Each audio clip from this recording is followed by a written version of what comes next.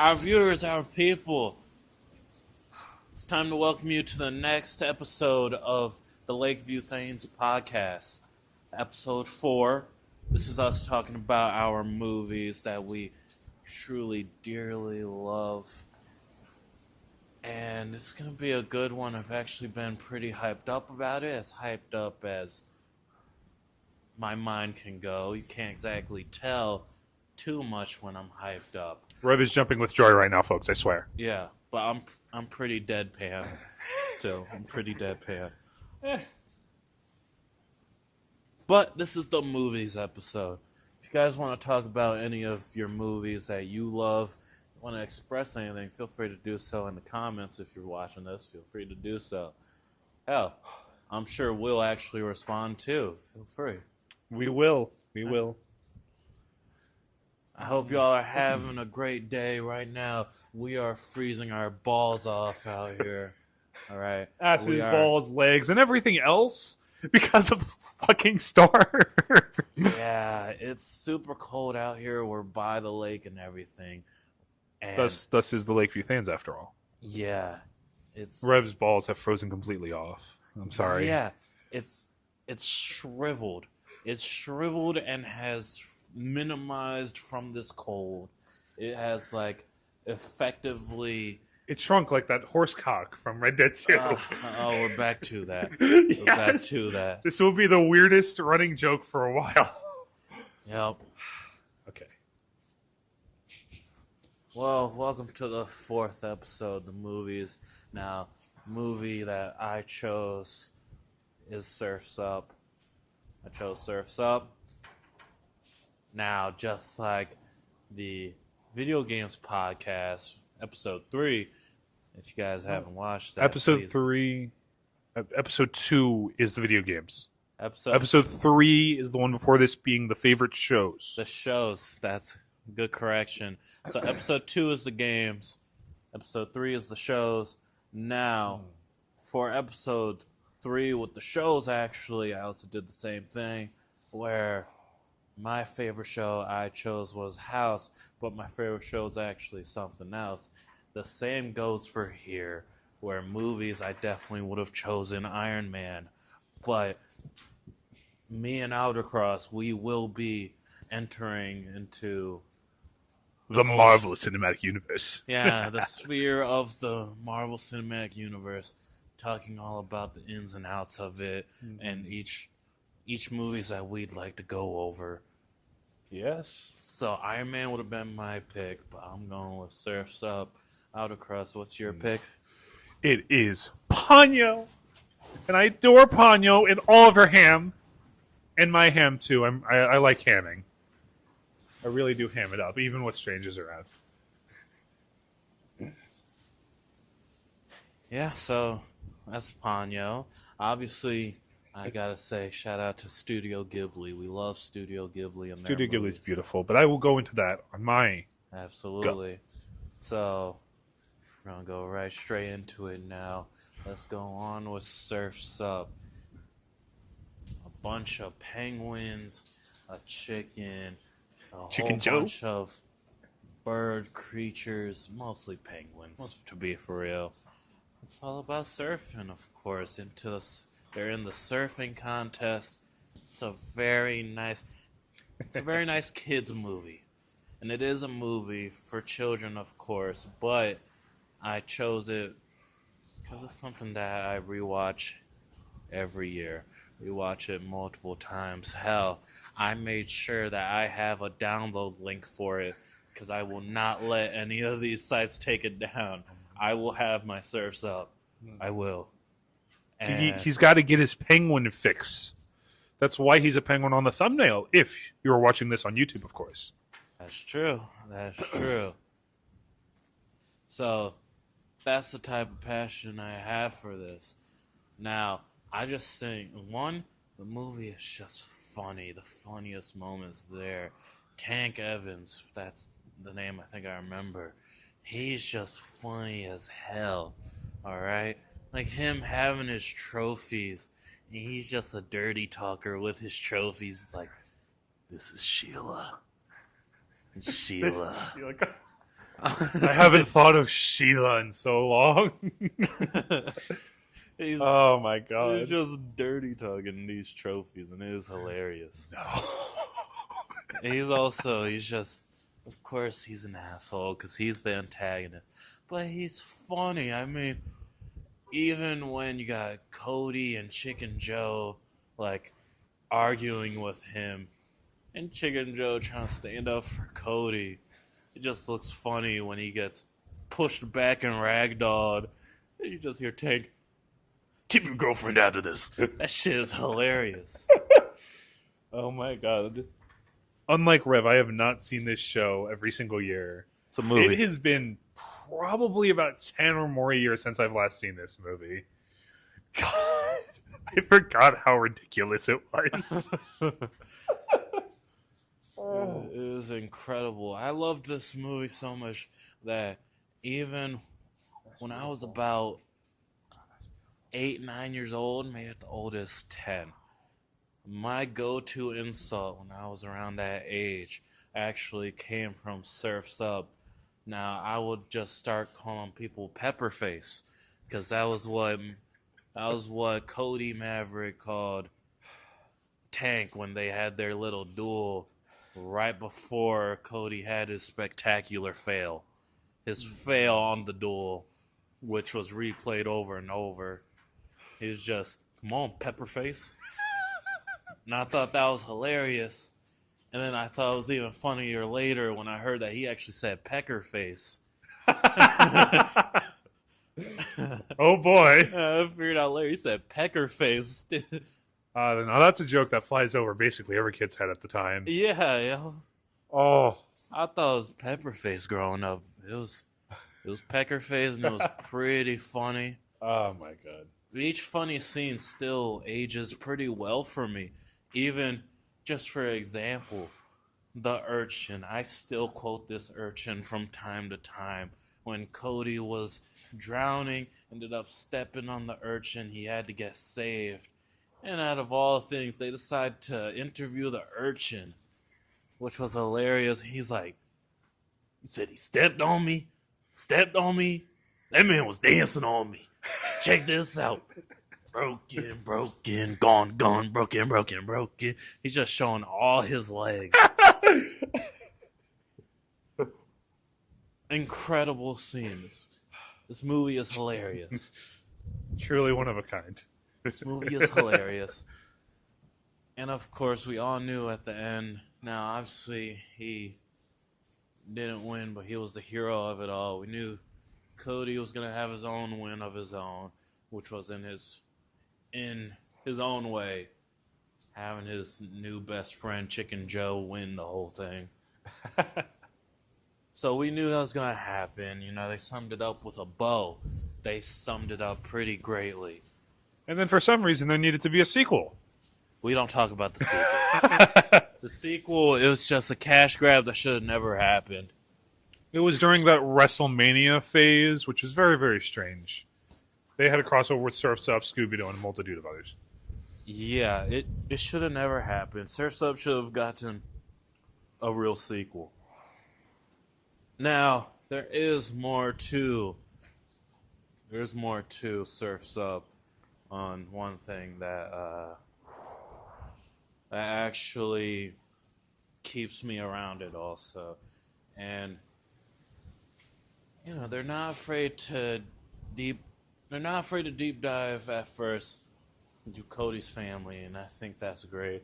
Why should you be afraid to deep dive into, you know, the main character's family or some of his backstory? But to me,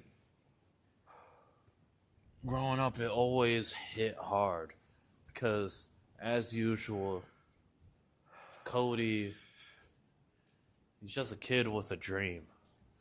It's kind of like it's all of us growing up. He's a kid with a dream, and that you can respect. That's the main part about it. But what always stuck with me was that really his family didn't believe in him, and that's interesting to me. He's got a crappy family, confirmed. Yeah, his family sucked ass.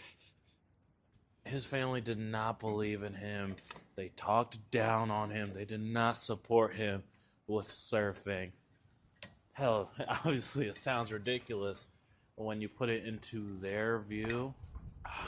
But hell, even his brother doesn't support him surfing. His brother wants him to sit on an egg. Sit on the egg, keep the egg warm. He literally says it.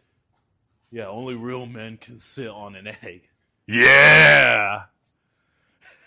Tell me in the comments for all those real men that sit on eggs, Yeah. or for those that may be eggs. For all the trans folks, you get me. Yeah. Now, it sounds funny there, and it's a ridiculous premise, but the fact is, his brother doesn't believe in him either. Hell, his brother often rejects Cody.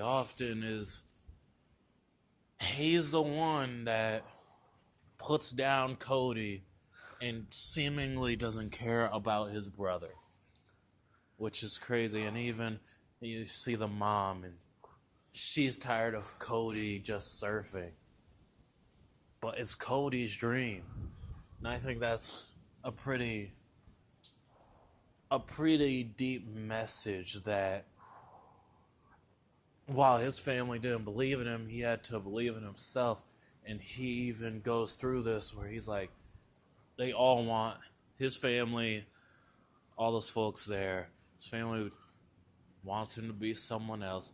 But as he started saying, the song goes on after, let him be him. Cody is him. Surfing is him. Let him be him. And I think it's a very incredible message to actually take upon, to be honest with you. That message has always stuck with me. And that whole thing has always resonated with me when it came to it. As ridiculous as that sounds. They made a very serious message there. They created the funny moments, and it wasn't like it was easy for him to get to this moment. He had his own trials and tribulations also. He had to deal with the urchin, and of course that was just funny, but he had to deal with that. He had to deal with the failure, the bullying from Tank. And even at the very end, where, if I remember correctly, dude, the only thing that was wrong really was he was late, and his board sucked ass, but he made do. He did whatever he could, whichever board he could get, in order to try to keep some remnants of his dream there while he was at home. A small town that he couldn't exactly make the dream come true in, of course. Cody and his poor little shitty plank that he found on the beach. Yeah, it was a crappy plank of ice. Oh, yes. The ice plank. Right. Yeah. Forgot about the crappy ice. Plank of ice. And then even then, they tried to reject him. They tried to reject Cody. And, well, he had to fight for it too. He had to try surfing over there. He had to start swimming over. Basically, think about it as like, the kid is chasing the bus because his dream is on that bus. The bus is the start of his dream, and the bus is trying to reject him. It's a whale in this, of course, but the bus is manned by a fat bully, an evil fat bully trying to shun Cody. Peter Parker? Yes, it is a scene in the original Spider-Man trilogy where he is literally running after a bus. Oh, yeah. And the bully on the bus will not let him on. So this pretty side by side there. I got ya. Makes sense. I just watched those pretty recently too. But basically that, almost everybody has tried to reject this man, has put him down. has bullied him, has wronged him. They make it look like, cartoony. It's cartoon. Try to make it more kiddie. But the more you actually take it in, the more, you do the classic take a little deep thought into this childhood thing. And it really sucks for him. Which is why also you gotta like Chicken Joe. That man goes into anything. He just likes anything. There's nothing that can get to Chicken Joe. He's just chill with everything. Hell, my dude was chill with his kidnappers. This dude, they're free, and he gets kidnapped. He's like, whoa, bro. They're trying to cook him into a chicken stew. He thinks it's a hot tub. He's like, thank you, bro. Oh my god. The Island Tribals, I believe, if I remember correctly. Correct.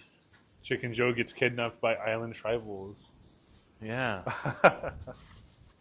He must be on some chicken drugs, honestly, for as chill as he is out of all of this. He probably is. He probably is. But Chicken druggy. that's okay. I mean, that's perfectly fine. Well, This movie, I get it may be very simple, and it's for kids, but I will continue to watch this movie yearly. It has a very special place in my heart because of this. Now, the message is very, clear cut and simple. This man didn't give up on his dreams.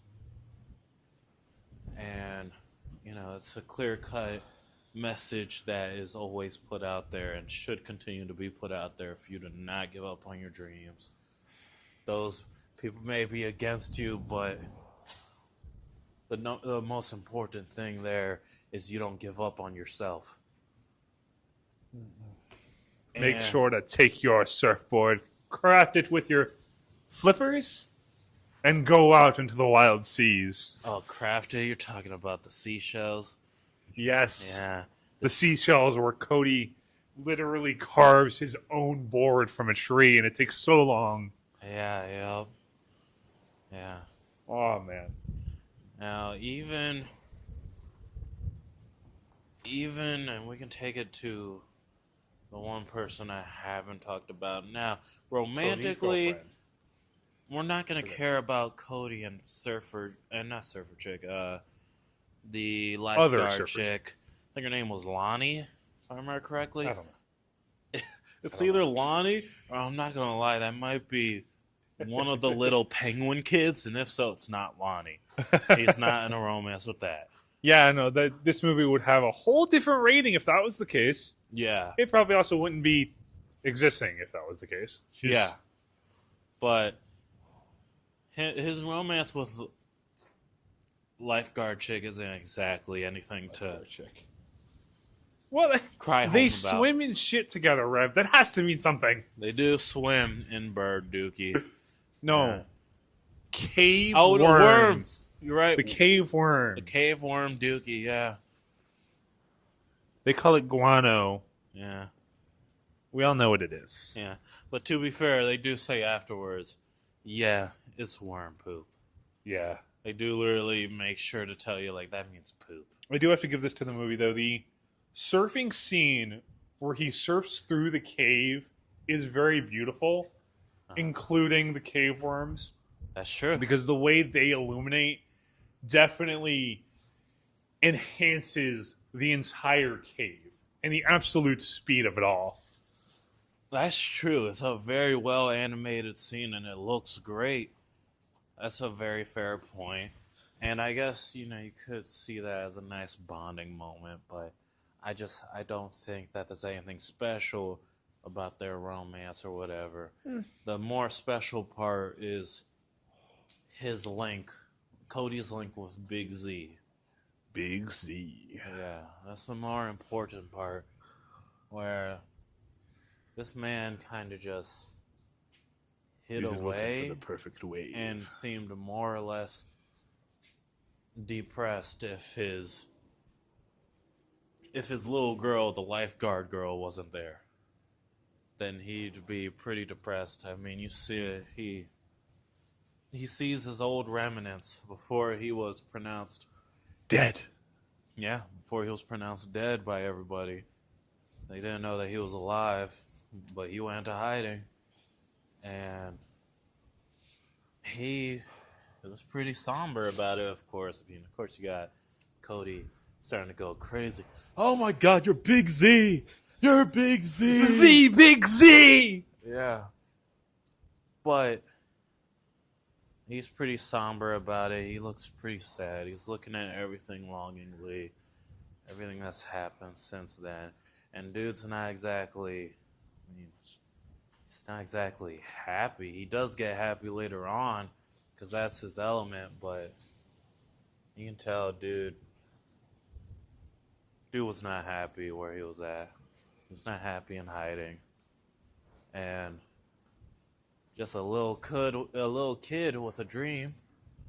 Cody gets to bring him back to happiness, and that's a nice little touching storyline that is great. It's very endearing to me. And it's much better than the sequel. That's the important part. Don't watch the sequel, y'all. Don't watch the sequel. The sequel has wrestlers in it. It really destroys the entire point. I mean, at least they could have added in some actual famous surfers for the sequel. I feel like that would have been better. I mean, hell, what do you think about the sequel since you're already talking about surf stuff anyway?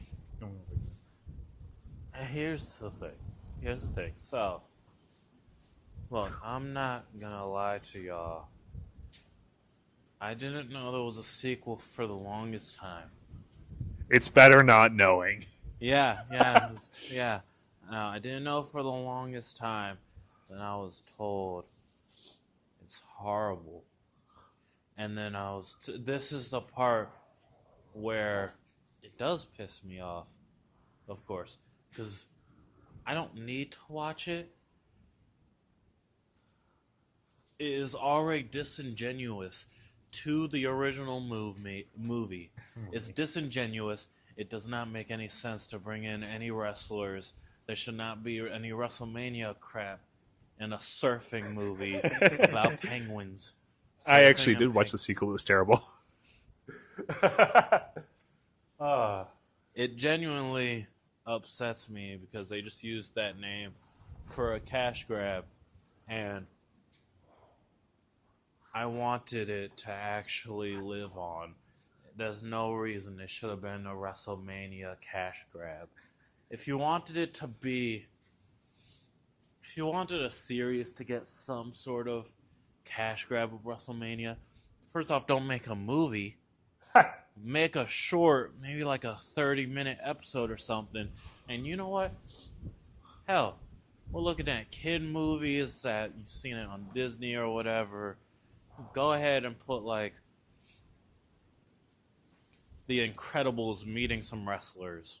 I mean, yeah. Just for 30 minutes. To be honest, The Incredibles with WrestleMania would actually make more sense considering Mr. Incredible, his power is literally super strength. Yeah. So, not surf stuff, though. Yes. Not the surfing movie with penguins. The surfing movie doesn't make sense to have a WrestleMania crossover. Oh, my God. And I think that's it for now. If y'all haven't watched it, I think that's all my points for now. I hope y'all, that's another thing I hope that y'all watch if y'all haven't. Trust me, you can watch it for free now. Piracy websites! Woo! We're not going to put that out there. Lakeview Pirates! Yeah, we're not going to put that out there. We're going to be very careful with that legality. But I will say that I even tried to find Surf's Up on those, and it didn't work out. Really? Huh. No, that's just odd. So, it is just odd. But so, there is a download link out there. Make sure. Now, if you guys need the download link, I will put it out there because it is a legal website. Wayback Machine, you can watch it on there and download it from there. On the Wayback Machine. You can always put the link in the description below.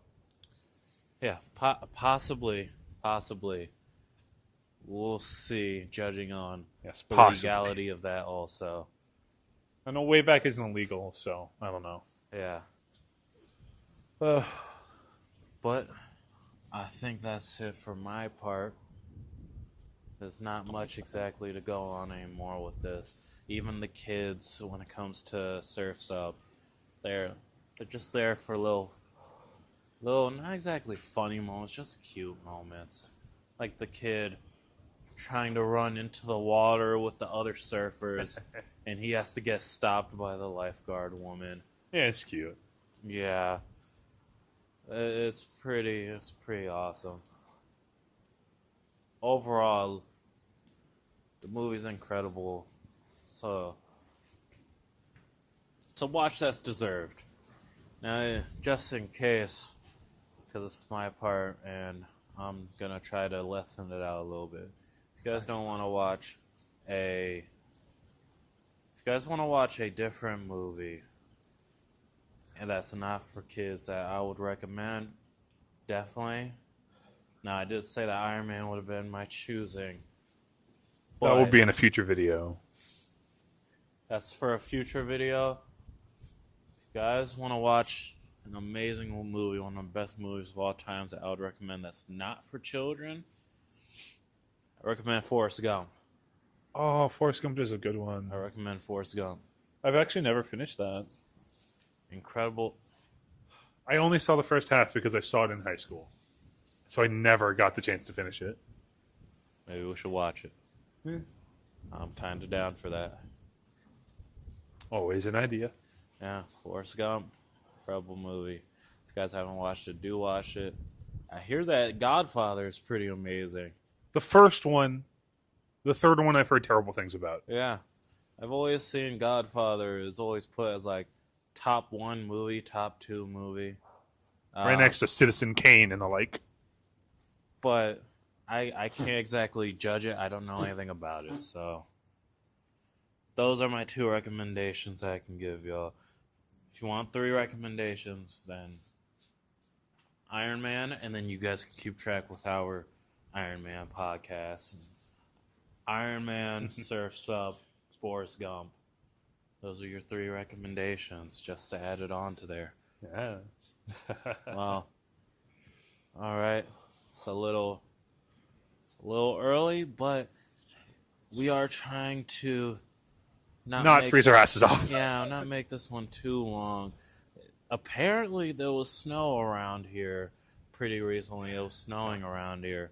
The lake, there's no snow here, but that means it's fucking cold.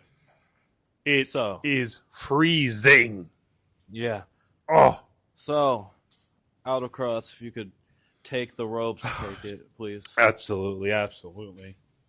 Ponyo, Ponyo, swimming in the sea. And if you doubt me, that is a real song at the end of the movie. It is fucking beautiful. I adored the entire thing. I had to listen to it. I love the Ponyo song. But it's not the song, it's the movie. Now, Rev, he went over Cody in Surf's Up, how he has a shitty family and how there are people that bully him.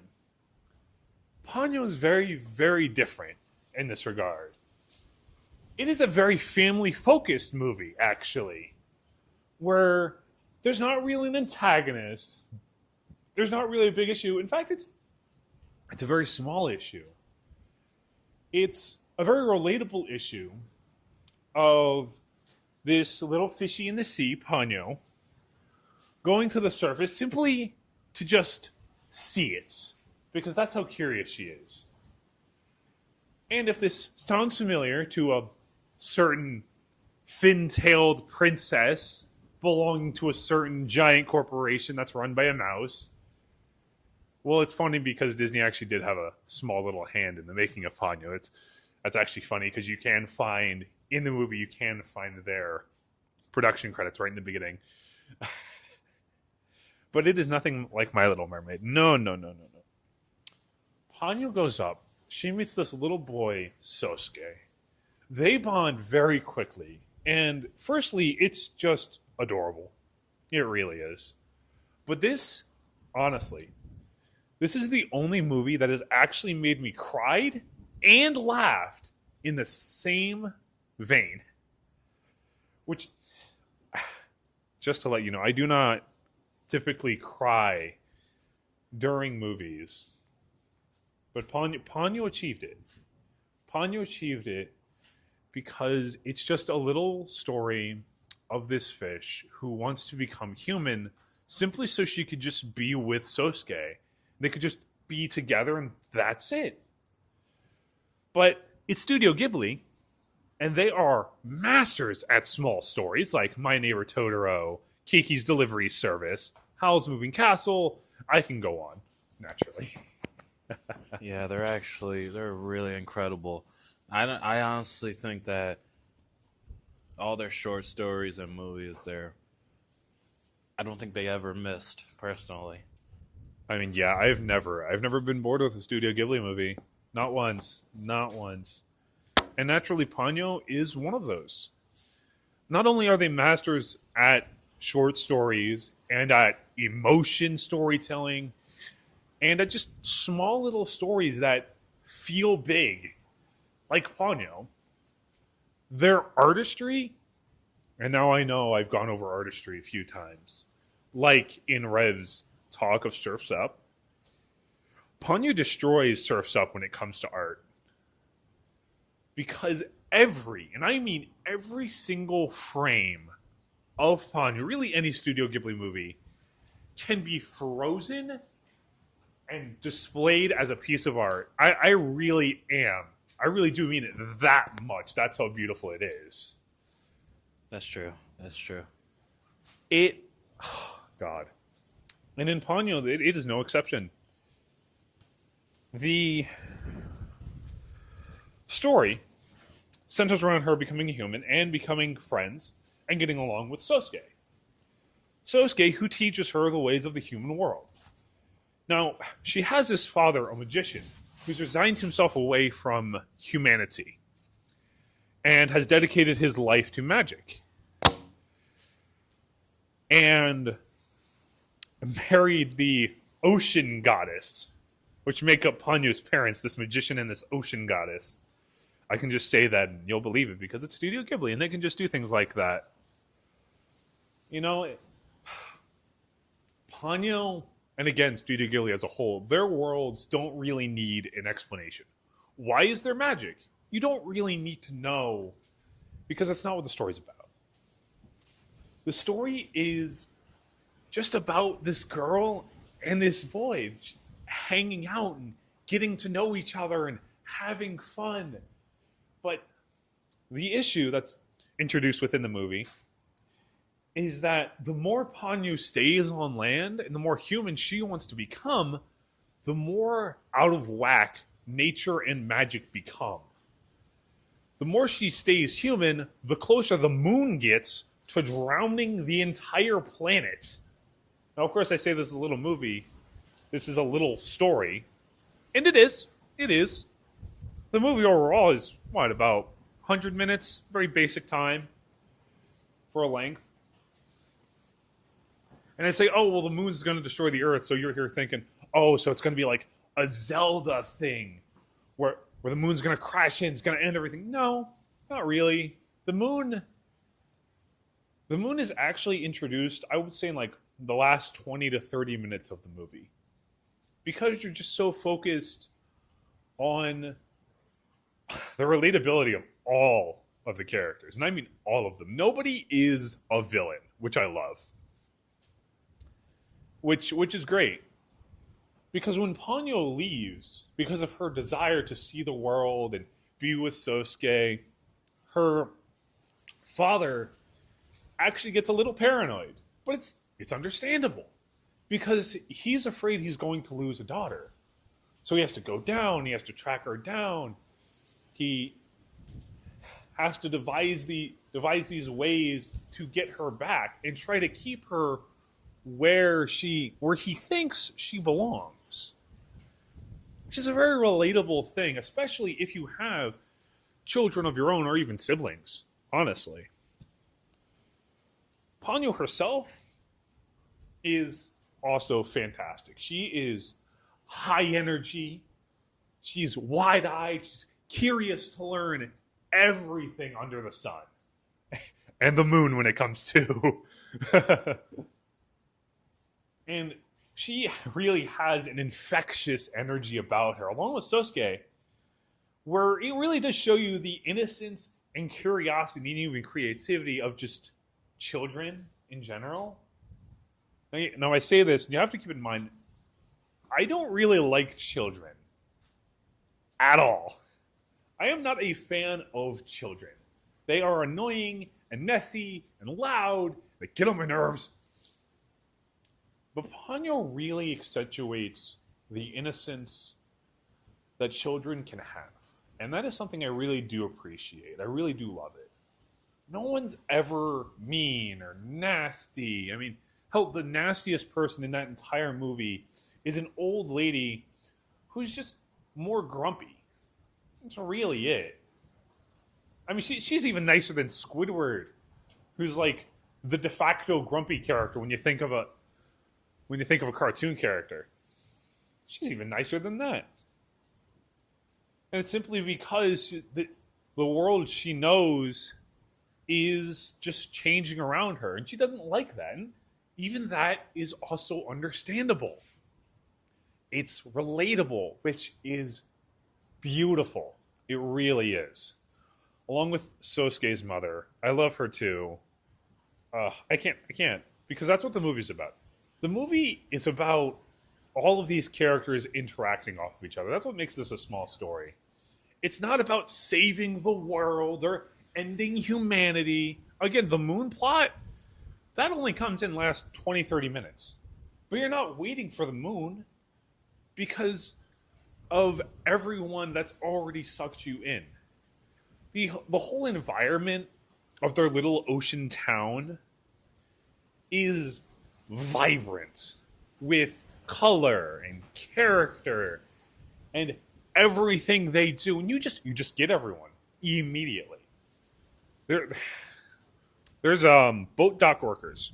You know them maybe for a minute max, but you understand exactly what they're about in that minute, and even they can be relatable. Even a mother and her baby in that movie, who have no names, by the way, they can be relatable. That's the beauty of this movie. It's the fact that it is a nice town that genuinely gets along with everybody. It's protective mothers and worrying fathers and an air of understanding where you can be like, yeah, because even the father says, the magician, he says, I know Ponyo wants to be here with you, Sosuke. I know she likes this world, the human world up here. But I also know if she doesn't come back, the world will end. So I'm afraid. And you can understand that fear and that worry. And he tries to force her back a few times throughout the film, but never in a nasty, demeaning way. Never. It's always from a place of understanding, always from a place of care. You can always tell this is what he truly believes is best for her. And when the ocean goddess comes into the film, floating under the water, as one does, of course, he relays his worries to her, to his wife, who is calm, much calmer than he is. And when she finds out, she's like, oh, Ponyo wants to be with Sosuke, that's great. But the magician worries, of course. Because now there's a test involved. A test of love. Now, this doesn't have to be romantic love. It can really be any type of love, which is another great thing about this. You can really read any way into this movie And you can get the topic of love, and you can get it from a familial standpoint, from a friend standpoint, from a romantic standpoint even. And you can understand all of them. Which is another thing, which is kind of what made me cry during the movie, honestly, because it is just so sweet. It really is. Normally, slice of life stuff is an exception for me. Like our on high school club, for instance, that's a slice of life that I've finished recently. Or a few others I can't think of. But when it comes to Ponyo, this, man, even though it sounds like it might be out of the realm of what I like, that is the majesty and power that Studio Ghibli can have. They can take a small story about a little girl in a small town and truly make a masterpiece out of it. I mean, I really do have to praise Studio Ghibli every single time they make a movie, which granted it does take a very long time for them to make a movie, but every single time you can tell there is care, there is compassion, there is a true drive to make the best thing you can make. Even one of the most recent ones that I watched with Rev, Earwig, if I remember the title correctly, yes. Even that, which has a 3D art style to it, not the typical 2D, which was kind of off-putting, but it was still beautiful, so, you know. Even that is a perfect little movie. But...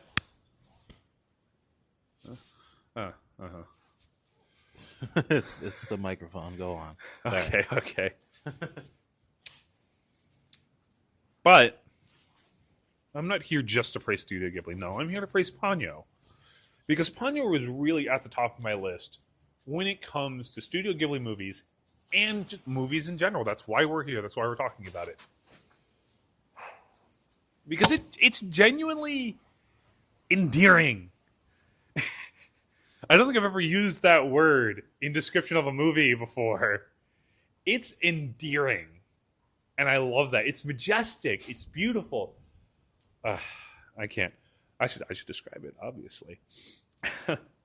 Especially the water scenes. Especially when it comes to the ocean. When you see those waves in Ponyo, you see each and every one of them. In fact, if you look at the thumbnail, again on YouTube, if you look at the thumbnail, I in fact based the background entirely on Ponyo's waves. Because it really is that great. The waves are flowing, which, yeah, I know it's water. It's supposed to flow. But it's more flowing than any water I've ever seen in any animated thing. Really. It's like, oh yeah, there's water. Then there's Ponyo's water. And Ponyo's water, every single ripple has life to it. Sometimes literally. Sometimes the ocean is actually made out of these giant fish, or these prehistoric animals, or these old turtles, and these sharks, and these whales. And every creature that you see, and even you don't see, just breathes life into every single frame of this movie. Oh my god, I could probably go on hours just on the art alone, to be completely honest. Well, like I said, you pause it at any random moment, and I guarantee you will get beauty. Even when Ponyo is in her, what I call frog form, it's her in-between form between fish and human. Even that is kind of beautiful in its own way. The backgrounds, each and every one of them. Oh. I mean, honestly, it's hard. I feel like I have to just show you the entire movie. If you've never seen a Studio Ghibli, if you somehow have never seen a Studio Ghibli movie in your entire life, What the hell are you doing? I mean, come on, guys. Go watch a Studio Ghibli movie right now. I don't care which one. Go watch one of them. But let it be Ponyo because she's a fishy in the sea. Please. Please. Mm-mm.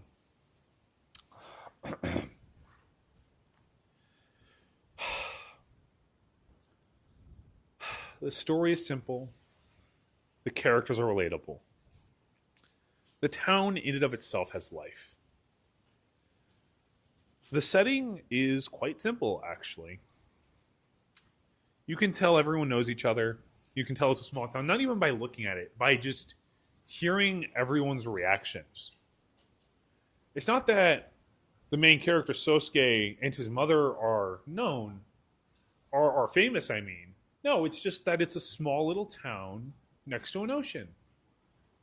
And they're all genuinely helpful, especially after the ocean floods. The ocean floods. Especially after the town floods, because of Ponyo trying to reunite with Sosuke after being captured by her magical father. Oh man, I can't. It really is. It really is. I mean, you will hear me and you will deal with it.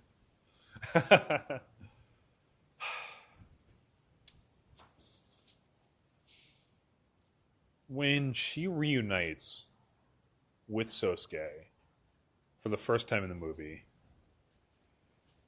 and I mean reunites, not unites, reunites with Sosuke after running on these aqua fish that guide her closer and closer to Sosuke's mother's car, and she jumps on just to be with him. I mean, it's really grand. Because you can really feel, and I mean it, you can feel in every frame her desire to reunite. Sosuke's worry that she's gone, the fear, but ultimately the happiness and the joy and the love that's just spread all around. And honestly, it gives you a fuzzy feeling. I mean, it did to me at least.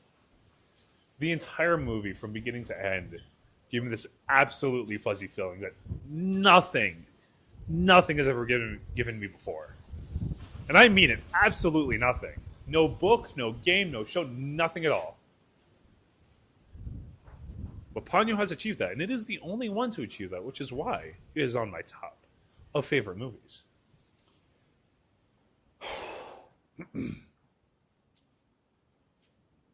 When she reunites with Sosuke, and the mother has to leave to check on the old people that she cares for down the road, you can also feel all of the emotions that these two kids are going through when they're alone, when they have to go on this trek across a flooded town, and how they really do genuinely want to help each other and be with each other.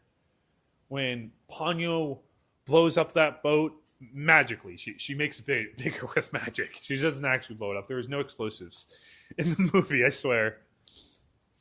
And they go sailing across this, again, beautiful town that's been flooded. You can see these ancient fish with which they say the names in the movies. I don't remember them because they're just too complicated. I don't do dinosaurs. For those that have seen Ponyo and you're also a dino nerd, please put in the comments what they were. That would be very helpful. But each and every one, every individual fish, just aquatic life in that flooded town is also filled to the brim with flowing movements. It makes for a magical experience when they're sailing across, actually, which makes it very beautiful. And eventually, when they come across the old curmudgeonly lady that I mentioned beforehand. She does genuinely try to protect Sosuke because the magician tries to get him after snatching away a sleeping Ponyo. Now, again, it makes him sound kind of a stranger danger, which, again, makes these characters so relatable. Oh, it's so nice. I love them. This old curmudgeonly lady, even though she's grumpy throughout 90% of the movie, you can tell she still deeply, deeply cares for Sosuke because she knows him. I mean, hell, she knows everybody. Everybody knows everybody in this town. And she tries to save him from the magician by literally snatching him up. The magician has to use his water minions. I'm not sure what they are, but again, you don't really need an explanation. But he uses his water minions. I don't know, guppies maybe? His aquatic guppies to wash them away into this magic bubble that the senior center got swallowed up by, where they then all reunite together. Sosuke, his mother, Ponyo, the ocean goddess, and just everyone. But when you see the senior center, then you have to understand the seniors earlier in the movie, well, obviously they're old, they're slow, they're calm. It makes them very nice, of course. They're like old grandmas, and it's great. I love it. Quite honestly, it reminds me of my own great grandmother, and I adored her. She ought to be my favorite person on the planet, honestly. Which is probably another reason why the movie made me so teary, of course, because you really can't beat the nicest person, you know. But when you see them in this bubble under the sea, you get to also experience their unbridled joy when they're not as slow as they were. And you see them running and full of energy. And it's like, wow, that's probably what I would feel like if I was like, you know, a grandma. I couldn't move as much, and then suddenly I get this burst of energy. Now I'm running through the field. I'd probably do that too, because of how magical it really is. And the ocean goddess, when they get there, he says to Sosuke, "You have to understand that, no." She asks a question, actually. She says, "Will you love Ponyo even if she were to go back to the sea? Even if she were just a fish? Even if you could never see her again, will you still love her?" Sosuke says yes. The ocean goddess grants Ponyo's wish to become human. And the final frame ends with Ponyo and Sosuke kissing as Sosuke's father comes in from the dock after fishing. And then, of course, the little song plays. Ponyo, Ponyo, fishy in the sea. I love this song. I would sing the entire thing if I remember the words. But I think that ought to be about it, to be honest. Those are my thoughts on the movie, quite personally. So, I hope you enjoyed both of our movies. And if you don't know them, I do suggest watching them or searching them out. Lakeview Pirates. Legally, I shouldn't say that. But I do suggest to seek them out and give them a good watch. But for now, that is all. That has been our 4th episode as of to date. And until next time, my gays, strays, theys, and bays, make sure to like, subscribe, and hit that little notification bell. Well, you heard them. I hope y'all have a good day. Hope y'all already having a good one. We'll catch y'all on the next one. Make sure to check out Revelic's channel and my Instagram, by the way.